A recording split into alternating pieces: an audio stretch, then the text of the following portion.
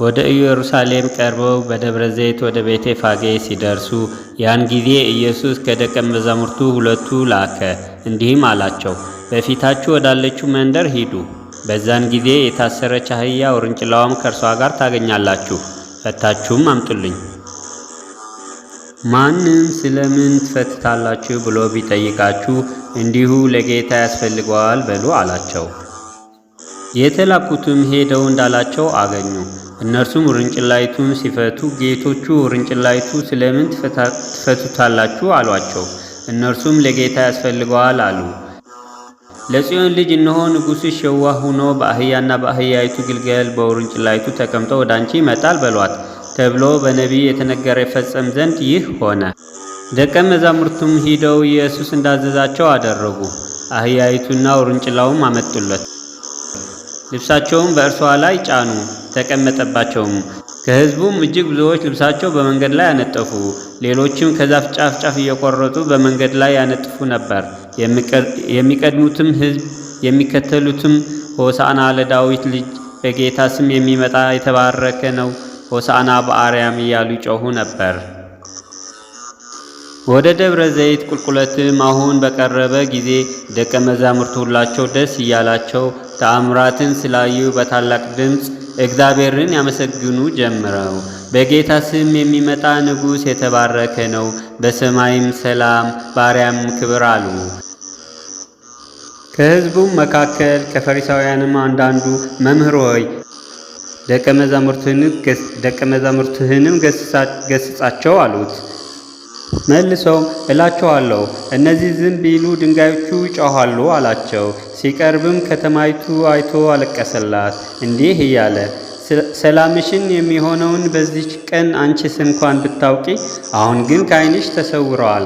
ወራት ይመጣብሻልና ጠላቶችሽም ቅጥር ይቀጥሩብሻል፣ ይከቡሻልም፣ በየበኩሉም ያስጨንቁሻል። አንቺም በአንቺም ውስጥ የሚኖሩ ልጆችሽም ወደ ታች ይጣላሉ። በአንቺም ውስጥ ድንጋዩን በድንጋይ ላይ አይተውም፣ የመጎብኘትሽ ዘመን አላወቅሽምና። ወደ ኢየሩሳሌም በገባ ጊዜ በመላው ከተማ ይህ ማን ነው ተብሎ ተናወጠ። ሕዝቡም ይህ ከገሊላ ከናዝሬት ከተማ የመጣ ነቢዩ ኢየሱስ ነው አሉ። ኢየሱስም ወደ መቅደስ ገባና በመቅደስም የሚሸጡትንና የሚገዙትን ሁሉ አወጣ። የገንዘብ ለዋጮቹንም ገበታዎች፣ የርብ ሻጮችንም ወንበሮች ገለበጠና ቤቴ የጸሎት ቤት ትባላለች ተብሎ ተጽፈዋል፣ እናንተ ግን የወንበዴዎች ዋሻ አደረጋችኋት አላቸው። በመቅደስም ዕውሮችና አንካሶች ወደ እርሱ ቀረቡና ፈወሳቸው። ነገር ግን የካህናት አለቃዎችና ጸሐፊዎች ያደረገውን ድንቃድንቅ በመቅደስም ሆሳዕና ለዳዊት ልጅ እያሉ የሚጮኹትን ልጆች ባዩ ጊዜ ተቆጥተው እነዚህን የሚሉትን አትሰማምን አሉት። ኢየሱስም እሰማለሁ፣ ከሕፃናትና ከሚጠቡት አፍ ምስጋና ለራስህ አዘጋጅ የሚለውን ክፍል ከቶ አላነበባችሁምን አላቸው። ትቷቸውም ከከተማ ወደ ቢታንያ ወጣ፣ በዚያም አደረ። ዕለት ዕለትም በመቅደስ ያስተምር ነበር። ነገር ግን የካህናት አለቃዎችና ጸሐፊዎች የሕዝቡም ታላላቆችም ሊገድሉት ይፈልጉ ነበር። ኢየሱስም ለደቀ መዛሙርቱ ከ2 ቀን በኋላ ፋሲካ እንደሆነ ታውቃላችሁ፣ የሰው ልጅም አልፎ ሊሰቀል ይሰጣል አላቸው። በዚያን ጊዜ የካህናት አለቆች የሕዝቡም ሽማግሌዎች ቀያፋ በሚባለው በሊቀ ካህናቱ ግቢ ተሰብስበው ኢየሱስን በተንኮል ሊያስይዙት ሊገሉትም ተማከሩ። ነገር ግን በሕዝቡ ዘንድ ሁከት እንዳይነሳ በበዓል አይሁን አሉ።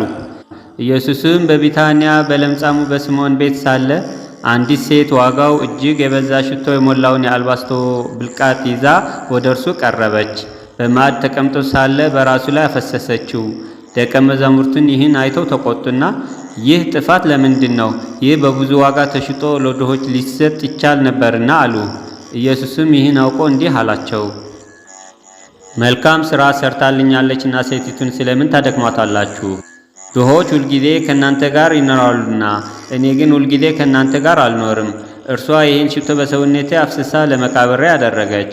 እውነት እውነት እላችኋለሁ ይህ ወንጌል በዓለም ሁሉ በማናቸውም ስፍራ በሚሰበክበት እርሷ ያደረገችው ደግሞ ስለ እርሷ መታሰቢያ እንዲሆን ይነገራል። በዚያን ጊዜ የአስቆሮቱ ይሁዳ የሚባለው ከ12ቱ አንዱን ወደ ካህናቱ አለቆች ሄደ። ምን ልትሰጡኝ ትወዳላችሁ? እኔም አሳልፌ እሰጣችኋለሁ አላቸው። እነሱም 30 ብር መዘኑለት። ከዚያ ሰዓት ጀምሮ አሳልፎ ሊሰጠው ምቹን ጊዜ ይሻ ነበር። የቂጣው በዓል በመጀመሪያ ቀን ደቀ መዛሙርቱ ወደ ኢየሱስ ቀርበው ፋሲካን ትበላ ዘንድ ወዴት እንድናሳዳልህ ትወዳለህ አሉት። እርሱም ወደ ከተማ ከእከሌ ዘንድ ሂዳችሁ ጊዜ ቀርበዋል፣ ከደቀ መዛሙርቴ ጋር ከአንተ ዘንድ ፋሲካን አደርጋለሁ ይላል በሉት አለ። ደቀ መዛሙርቱን ኢየሱስ እንዳዘዛቸው አደረጉ፣ ፋሲካንም አሰናዱ። በመጨረሻም ጊዜ ከ12ቱ ደቀ መዛሙርቱ ጋር በማዕድ ተቀመጠ። ከእራት ተነሳ፣ ልብሱንም አኖረ፣ ማበሻም ጨርቅ ወስዶ ታጠቀ። በኋላም በመታጠቢያ ውሃ ጨመረ። የደቀ መዛሙርቱ እግር ሊያጥብና በታጠቀበትን ማበሻ ጨርቅ ሊያብስ ጀመረ። ወደ ስምዖን ጴጥሮስን መጣ። እሱም ጌታ ሆይ አንተ የእኔን እግር ታጥባለህን? አለው።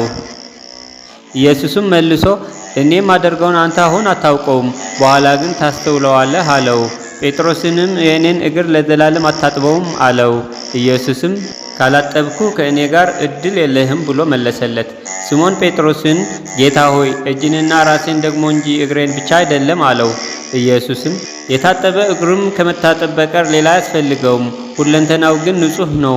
እናንተም ንጹሐን ናችሁ፣ ነገር ግን ሁላችሁም ግን አይደላችሁም አለው። አሳልፎ የሚሰጠውን ያውቅ ነበርና ስለዚህ ሁላችሁም ንጹሐን አይደላችሁም አለው። እግራቸውም አጥቦ ልብሱን አንስቶ ዳግመኛ ተቀመጠ። እንዲህም አላቸው፣ ያደረግሁላችሁ ታስተውላላችሁን? እናንተ መምህር ጌታ ትሉኛላችሁ፣ እንዲሁ ነኝና መልካም ትላላችሁ። እንግዲህ እኔን ጌታና መምህር ስሆን እግራችሁ ካጠብኩ እናንተ ደግሞ እርስ በርሳችሁ እግራችሁን እንድትተጣጠቡ ዘንድ ይገባችኋል። እኔ ለእናንተ እንዳረኩ እናንተ ደግሞ ታደርጉ ምሳሌ ሰጥቻችኋለሁና። እውነት እውነት እላችኋለሁ፣ ባሪያ ከጌታው አይበልጥም፣ መልእክተኛውን ከላከው አይበልጥም። ይህን ብታውቁ ብታደርጉም ንጹሐን ናችሁ። ስለ ሁላችሁም አልናገርም፣ እኔ መረጥኳችሁ አውቃለሁ። ነገር ግን መጽሐፉ እንጀራዬን የሚበላ በእኔ ላይ ተረከዙ አነሳ የሚለውን ሊፈጸም ዘንድ ነው። ሲበሉም እውነት እላችኋለሁ ከእናንተ አንዱን እኔን አሳልፎ ይሰጠኛል አለ። እጅግ ማዝነውም እያንዳንዱ ጌታ ሆይ እኔ ሆንን ይሉት ጀመር። ደቀ መዛሙርቱም ስለማን እንደተናገረ አመንትተው እርስ በርሳቸው ተያዩ። ኢየሱስም ይወደው ከነበሩ ደቀ መዛሙርቱ አንዱ በኢየሱስ ደረት ላይ ተጠጋ። ስለዚህ ስምዖን ጴጥሮስን ጠቅሶ ስለማን እንደተናገረ ንገረን አለው። እርሱም በኢየሱስ ደረት ላይ እንዲህ ተጠግቶ ጌታ ሆይ ማን ነው አለው። ኢየሱስም እኔ ቁራሽ አንስቼ የምሰጠው እርሱ ነው ብሎ መለሰለት። ቁራሽም አንስቶ ለአስቆርቱ ለስምዖን ልጅ ለይሁዳ ሰጠው። የሰው ልጅስ ስለ እርሱ እንደተጻፈ ሄደ፣ ነገር ግን የሰው ልጅ አልፎ የሚሰጥበት ለዛ ሰው ወየሁለት፣ ያ ሰው ባልተወለደ ይሻለው ነበር አለ። አሳልፎ የሚሰጠውም ይሁዳ መልሶ መምህር ሆይ እኔ ሆንን አለ። አንተ አልህ አለው። ቁራሽም ከተቀበለ በኋላ ያን ጊዜ ሰይጣን ገባበት። እንግዲህ ኢየሱስ የምታደርገውን ቶሎ ብለህ አድርግ አለው። እርሱም ቁራሹ ከተቀበለ በኋላ ወዲያው ወጣ። ሌሊትም ነበረ። ሲበሉም ኢየሱስ እንጀራውን አንስቶ ባረከ፣ ቆርሶም ለደቀ መዛሙርቱ ሰጠና እንካችሁ ይህ ሥጋዬ ነው አለ። ጽዋውን አንስቶ አመስግኖ ሰጣቸው፣ እንዲህም አለ ሁላችሁም ከእርሱ ጠጡ፣ ስለ ብዙዎች ኃጢአት ለይቅርታ የሚፈስ የአዲስ ኪዳን ደሜ ይህ ነው። ነገር ግን እላችኋለሁ በአባቴ መንግሥት ከእናንተ ጋር ከዚሁ ከወይን ፍሬ አዲሱን እስከምጠጣበት እስከዛን ቀን ድረስ ከዛሬ ጀምሮ አልጠጣውም። በዚያን ጊዜ ኢየሱስ በዚች ሌሊት ሁላችሁም በእኔ ትሰናከላላችሁ፣ እረኛውን እመታለሁ፣ የመንጋውን በጎች ይበተናሉ የሚል ተጽፈዋልና፣ ከተነሳሁ በኋላ ግን ወደ ገሊላ እቀድማችኋለሁ አላቸው። ጴጥሮስን መልሶ ሁሉንም በአንተ ቢሰናከሉ እኔ ግን ከቶ አልሰናከልም አለው። ኢየሱስም እውነት እልሃለሁ በዚች ሌሊት ዶሮ ሳይጮህ 3 ጊዜ ትክደኛለህ አለው። ጴጥሮስም ከአንተ ጋር መሞት እንኳን የሚያስፈልገኝ ቢሆን ከቶ አልክድህም አለው። ደቀ መዛሙርቱም ሁሉ ደግሞ እንዲሁ አሉ። መዝሙሩም ከዘመሩ በኋላ ወደ ደብረ ዘይት ወጡ። በዚያን ጊዜ ኢየሱስ ከእነርሱ ጋር ቤተሰማኒ ወደ ተባለ ስፍራ መጣ። ደቀ መዛሙርቱ ወደዛ እጄ ስጸልይ ሳለ በዚህ ተቀመጡ አላቸው። ጴጥሮስንም ሁለቱንም የዘብዴዎስ ልጆች ወስዶ ሊያዝን ሊተክዝ ጀመረ። ነፍሴ እስክሞት ድረስ እጅግ አዘነች፣ በዚህ ቆዩ፣ ከእኔ ጋርም ትጉ አላቸው። ጥቂትም ወደፊት እልፍ ብሎ በፊቱ ወደቀና ሲጸልይ አባቴ ሆይ ብቻ ለዚህ ጽዋ ከእኔ ተላለፍ፣ ነገር ግን አንተ እንደምትወደው ይሁን እንጂ እኔ እንደምወደው አይሁን አለ። ወደ ደቀ መዛሙርቱም መጣ፣ ተኝተውም አገኛቸው። ጴጥሮስንም እንዲሁ ከእኔ ጋር አንዲት ሰዓት እንኳን ልትተጉ አልቻላችሁምን? ወደ ፈተና እንዳትገቡ ትጉና ጸልዩ። መንፈስ ተዘጋጅታለች፣ ሥጋ ግን ደካማ ነው አለው። ደግሞም ሁለተኛ ሄዶ ጸለየ። አባቴ ይህች ጽዋ ሳልጠጣ አታልፍ ዘንድ የማይቻል እንደሆነ ፈቃዱ ያንተ ይሁን አለ። ደግሞም መጥቶ ዓይኖቻቸውን በእንቅልፍ ከብደው ነበርና ተኝተው አገኛቸው። ደግሞም ትቷቸው ሄደ። ለሶስተኛ ያንኑ ቃል ደግሞ ጸለየ። ከዚያም ወዲያው ወደ ደቀ መዛሙርቱ መጥቶ እንግዲህስ ተኙ እረፉም፣ እነሆ ሰዓቲቱ ቀርባለች፣ የሰው ልጅም በኃጢአተኞች እጅ አልፎ ይሰጣል። ተነሱ እንሂድ፣ እነሆ አሳልፎ የሚሰጠኝ ቀርበዋል አላቸው። ይህንን ገና ሲናገር እነሆ ከ12 አንዱ ይሁዳ መጣ። ከእርሱም ጋር ብዙ ሕዝብ ሰይፍና ጎመድ ይዘው ከካህናት አለቆችና ከሕዝቡ ሽማግሌዎች ዘንድ መጡ። አሳልፈው የምሰጠው የምስመው እርሱ ነው ያዙት ብሎ ምልክት ሰጥቷቸው ነበር። ወዲያውም ወደ ኢየሱስ ቀረበና መምህር ሆይ ሰላም ላንተ ይሁን ብሎ ሳመው። ኢየሱስም ወዳጄ ሆይ ለምን ነገር መጣህ አለው። በዛን ጊዜ ቀረቡ፣ እጃቸውን በኢየሱስ ላይ ጭነው ያዙት። እነሆም ከኢየሱስ ጋር ከነበሩት አንዱን እጁን ዘርግቶ ሰይፍ መዘዘና የሊቀ ካህናቱ ባሪያ መጥቶ ጆሮውን ቆረጠው። በዚያን ጊዜ ኢየሱስ እንዲህ አለው፣ ሰይፍ የሚያነሱ ሁሉ በሰይፍ ይጠፋሉና ሰይፍህን ወደ ስፍራ መልስ። ወይስ አባቴን እንድለምን እርሱም ከ12 ጭፍሮቹ የሚበዙ እንዲሰድልኝ የማይቻል ይመስልሃልን? እንዲህ ከሆነስ እንደዚህ ሊሆን ይገባል የሚሉ መጻሕፍትስ እንዴት ይፈጸማሉ? በዛች ሰዓት ኢየሱስ ለሕዝቡ ወንበዴን እንደምትይዙና ሰይፍ ጎመድ ይዛችሁ ልትይዙኝ መጣችሁ? በመቅደስ ዕለት ዕለት እያስተማርኩ ከእናንተ ጋር ሲቀመጥ ስላለው አልያዛችሁኝም።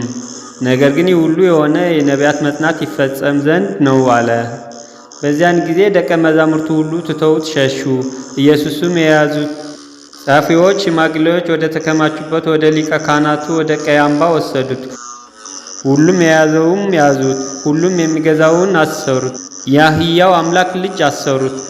በቁጣ ጎተቱት፣ በፍቅር ተከተላቸው። በሚሸልተው ፊት እንደማይናገር እንደ የዋህ በግ በኃይላቸው እየተከተለ ወሰዱት። ጴጥሮስ ግን እስከ ሊቀ ካህናቱ ግቢ ሩቅ ሆኖ ተከተለው። የነገሩን ፍጻሜ ያይ ዘንድ ወደ ውስጥ ገብቶ ከሌሎች ጋር ተቀመጠ። የካህናት አለቆችና ሽማግሌዎችም ሸንጎ ሁሉ እንዲገሉት በኢየሱስ ላይ የሐሰት ምስክር ይፈልጉ ነበር፣ አላገኙም። ብዙም የሐሰት ምስክሮች ምንም ቢቀርቡ አላገኙም። በኋላ ሁለት ቀርበው ይህ ሰው የእግዚአብሔርን ቤተ መቅደስ አፍርሼ በ3 ቀን ልሰራው እችላለሁ ብለዋል አሉ። ሊቀ ካህናቱም ተነስቶ እነዚህን ለሚመሰክሩብህ እንኳን መልስ አትሰጥም አለው። ኢየሱስ ግን ዝም አለ። ሊቀ ካህናቱም አንተ የእግዚአብሔር ልጅ ክርስቶስ የሆንክ እንደሆነ እንድትነግረን በሕያው በእግዚአብሔር እለምንሃለሁ አለው። ኢየሱስም እንዲህ አለ፣ ነገር ግን እላችኋለሁ ከእንግዲህ ወዲህ የሰው ልጅ በኃይል ቀኝ ሲገመት በሰማይም ደመና ሲመጣ ታያላችሁ አለው። በዚያን ጊዜ ሊቀ ካህናቱ ልብሱን ቀዶ ተሳድበዋል። ከእንግዲህ ወዲህ ምስክሮች ስለምን ያስፈልገናል? እነሆ ስድቡን አሁን ሰምታችኋል፣ ምን ይመስላችኋል አለ። እነሱም ሞት ይገባዋል ብለው መለሱ። በዚያን ጊዜም በፊቱ ተፉበት፣ ጎሰሙትም። ሌሎቹም በጥፊ መተው ክርስቶስ ሆይ በጥፊ የመታህ ማን ነው? ትንቢት ተናገርልን አሉት። ጴጥሮስም ከቤት ውጭ በአጥር ግቢ ተቀምጦ ነበር። አንዲት ገረድም ወደ እርሱ ቀርባ አንተ ደግሞ ከገሊላው ከኢየሱስ ጋር ነበርክ አለችው። እሱ ግን የምትይው አላውቅም ብሎ በሁሉም ፊት ካደ። ወደ በሩም ሲወጣ ሌላይቱም አየችውና በዚያ ላሉት ይህም ደግሞ ከናዝሬቱ ከኢየሱስ ጋር ነበር አለችው። ዳግመኛም ይህ ሰውዬ አላውቀውም ብሎ ካደ። ጥቂት ቆይተው በዛ ቆመው የነበሩ ቀርበው ጴጥሮስ አነጋገሪ ይበልጥሃልና በእውነት አንተ ከእርሱ ወገን ነህ አሉት። በዛን ሰውየውን አላውቀውም ብሎ ሊናገርና ሊምል ጀመረ። ወዲያውም ዶሮ ጮኸ። ጴጥሮስም ዶሮ ሳይጮህ 3 ጊዜ ትክደኛለህ ያለውን የኢየሱስ ቃል ትዝ አለው። ወደ ውጭም ወጥቶ መራራ ልቅሶ አለቀሰ። ኢየሱስንም በሊቀ ካህናቱ ግቢ አስረው አሳደሩት።